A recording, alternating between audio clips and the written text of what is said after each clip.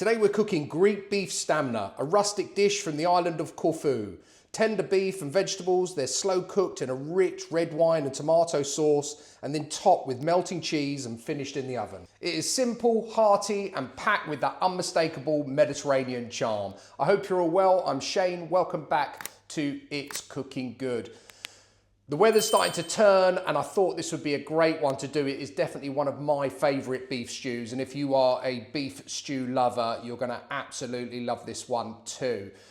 I've cooked before on the channel a beef stifado. You might have seen that one. This is very, very similar, and there are a few minor differences in this stew to the stifado, and you'll see that as we go along. Anyway, let's start with our beef, and today I'm using beef shin. You can use stewing or chuck is absolutely fine, but I went to F. Conisbee's. Thank you guys again, F. Conisbee's Butchers here in East Horsley and Surrey. If you're local, pay them a visit. We must try and support local. And the nice thing, I've said it before about going to a butcher, is you can get it cut up into any sizes you want. And I like mine in quite nice big chunks. I particularly like the shin, but as I say, go for whatever you can get. To a pan, let's switch this on. We're going to add some olive oil. So a good few glugs. We're going to start by sealing our beef. So I've probably gone in there with about a tablespoon. And we're just going to let that heat up. For the beef, I work on 200 grams per person, but obviously you'll know better than I will how hungry your eaters will be. So just put as much or as little in as you want. And what we're looking to do with this beef is really just seal it at this stage. So stamna actually refers to the pot that this is cooked in, and that should be a clay pot with a lid, but I don't actually have one. And if you were using one, you could start it off like this and then it will go into the oven in that clay pot. The way I tend to do it, and what we're doing today, is I'm going to cook it like this in a normal pan, and then towards the end of the cook, because there's some cheese that goes on the top of this and it's going to go back in the oven, I'm then going to decant it into a clay pot. Clay pots I picked up actually from our local charity shop. I saw them in the window and they were perfect. I'd looked on Amazon, they were like 25 quid for 4, and I think I got 4 for about 8 quid, so a really good deal, and they were like brand new. So just give this all a good stir and make sure we're getting some nice colour on that meat. So this is colouring up nicely and that meat is nicely sealed now. So we want to start to hit this with some seasoning. So I'm just going in with a pinch of salt, some cracked black pepper. There's lots of other little bits going to go in now. I'm adding cinnamon stick. I like to use both cinnamon stick and ground cinnamon, but if you've only got one or the other, use what you've got. But I like to go heavy on the cinnamon because I particularly like that flavour. So 1 cinnamon stick in there, and I've got probably only about a teaspoon here of ground cinnamon. I would put more in if I had more, but I'm going to counteract that. I've got some ground allspice as well. And so you want, again, a really healthy teaspoon of this. Probably, maybe 2 teaspoons there. Get that in, give that all a good stir around, just to make sure that meat is nicely coated. Wow, it just hits me straight away, that smell. Love it. Almost smells Christmassy, or that cinnamon smell, I love it. That's it. Just get that nicely mixed in. Then to that, we're going to add 2 garlic cloves, which I've just sliced. That's our garlic cloves in. Just give that a little stir around again. Those spices are cooking down nicely. Couple of carrots, 2 carrots I've got here, which I've just roughly chopped. I like them chunky. Again, if you want, dice them smaller. Make this your own, do it how you like to do it. I like those bigger chunks in there. I've got 2 small onions, which again, I've left the root bit on there and I've just cut them into wedges. Again, if you want to dice that up, dice it up. Difference if you were having a stifado, you'd have the whole pearl onions in there. And just get that all mixed in. I'm just going to let that cook now for about 3 to 4 minutes before we add in the rest of our ingredients. So now we're ready to add in some flour. Now I like to add my flour at this stage. It's just plain flour. I've got 2 tablespoons here. If you wanted to, you could have coated the beef ahead of time when you fried it off at first. But actually, it makes no difference, and I prefer to do it this way. So just gonna liberally just throw that in there. And again, mix it through. This is gonna help thicken that final sauce nicely, but you just want to stir it all in and just cook the rawness out of that flour. Okay, so that's had a couple of minutes now. We want to deglaze the pan. So I've just got some red wine here. It was one that, from a bottle that must have been left over. I had it in the freezer, and I want 250 mils. As always, just use a wine that you like to drink. So let's deglaze the pan. Get it all in there.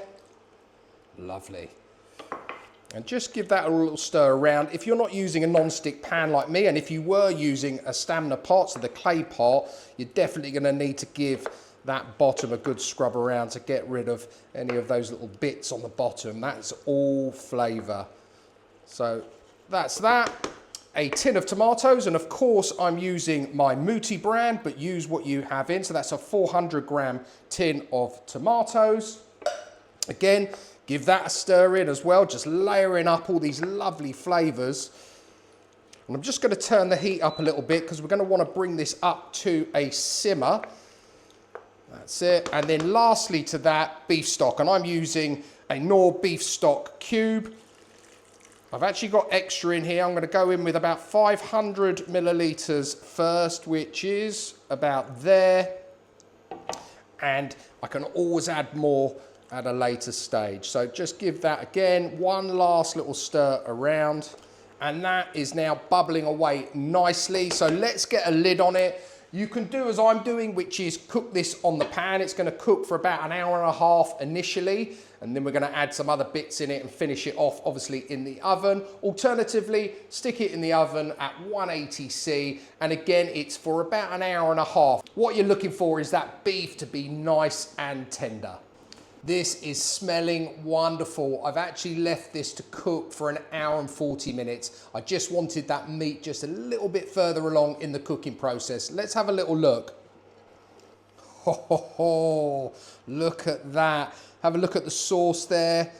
The gravy is nice and thick. Not too thick, perfect consistency for what I want. And let's just check that beef.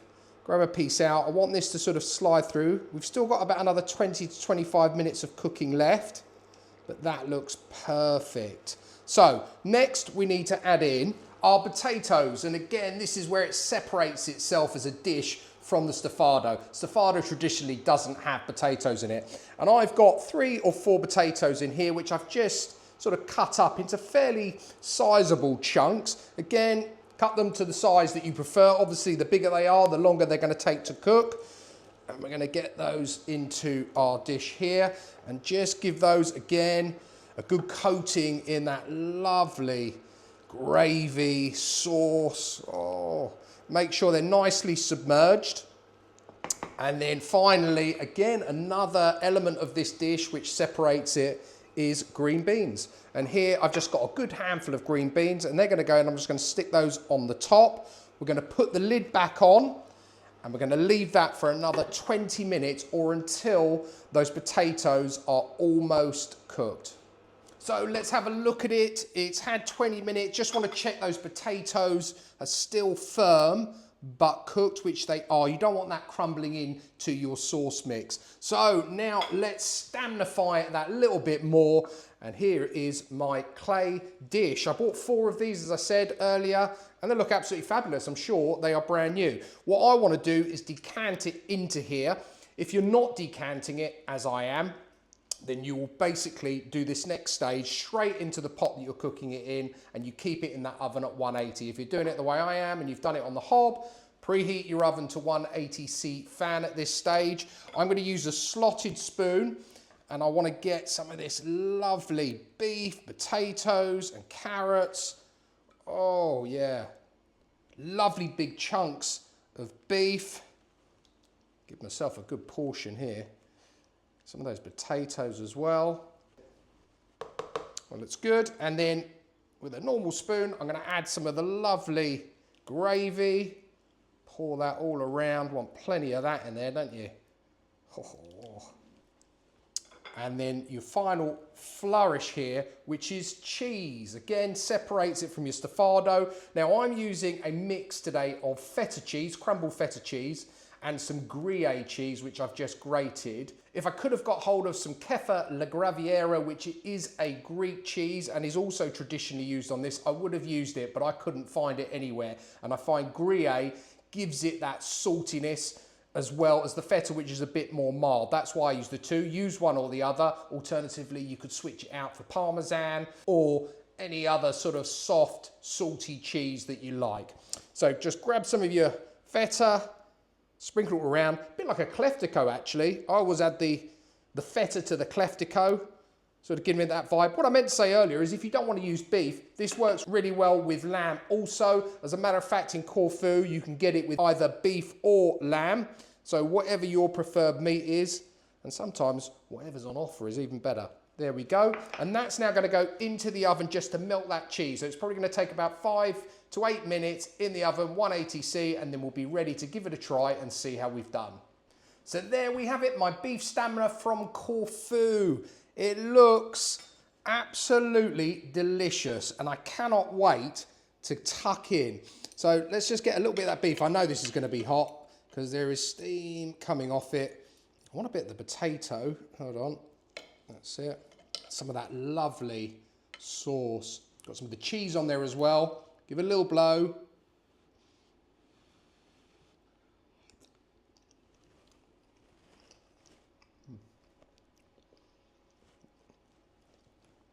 Oh, that is. Do you know what? That is hugging me from the inside out. I can taste every single minute and hour of cooking in that.